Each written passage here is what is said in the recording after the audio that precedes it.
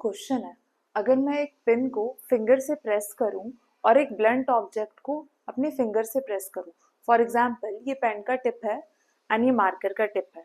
अगर मैं इसको ऐसे प्रेस करूं एंड इसको यहाँ पे ऐसे प्रेस करूं, तो मुझे किससे ज्यादा चुभेगा या फिर किसको करने के बाद मेरे मुंह से आउच निकलेगा?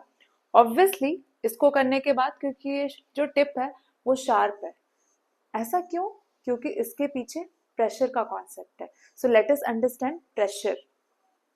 Pressure is equal to force upon area.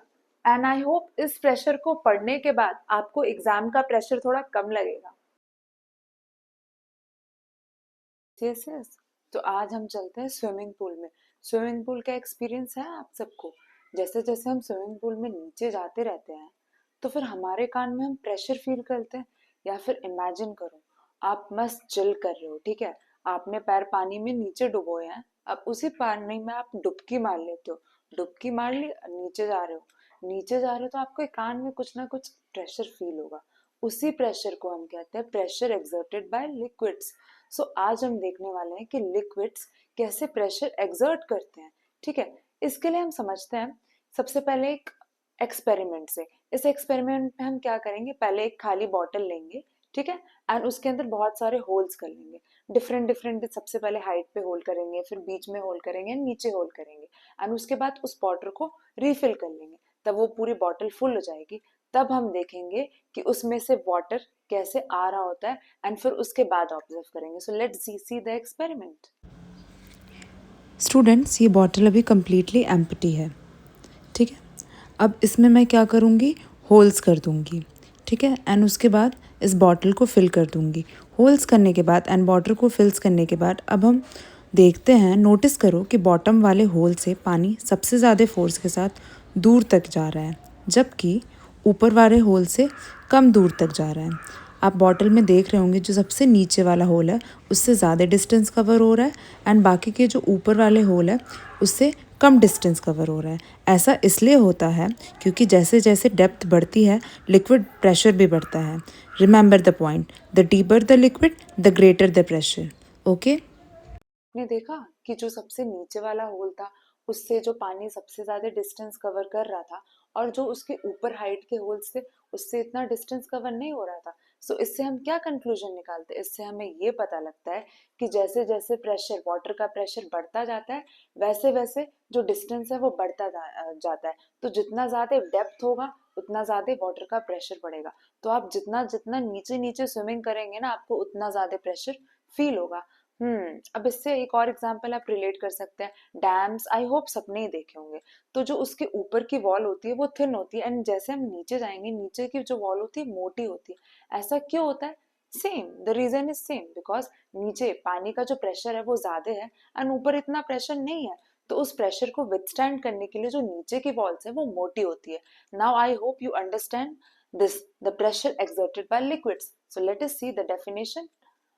So, the force exerted by a liquid per unit area on the walls and bottom of its container is pressure exerted by liquids. Simple it is. जो liquid जो pressure exert कर रहा है उसके walls पे या फिर bottom of the container पे, उसको हम क्या बोलते हैं? Pressure of the liquids. और हम ये चीज आपको याद रखनी है, हम जितना नीचे जाएंगे, जितना गहराई में डूबोगे ना, उतना ज्यादा प्रेशर फील होगा।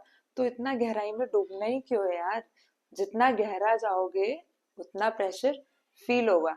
I hope you got my point. तक हमने देखा कि सॉलिड्स एंड लिक्विड्स कैसे प्रेशर एक्सर्ट करती हैं, बट क्या गैसेस भी प्रेशर एक्सर्ट करती हैं?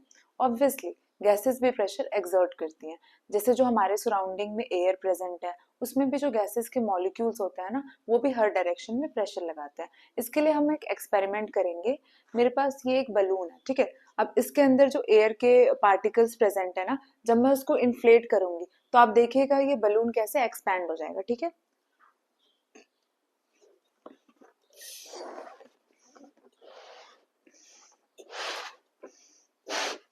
ये देखा आपने कि जो इसके वॉल्स पे जो एयर मॉलिक्यूल्स है ना, इसके वॉल्स पे प्रेशर एक्सर्ट कर रहे हैं, प्रेशर लगा रहे हैं, उसकी वजह से जो ये बलून है वो एक्सपैंड हो जा रहा है एंड इसकी शेप जो है वो चेंज हो जा रही है।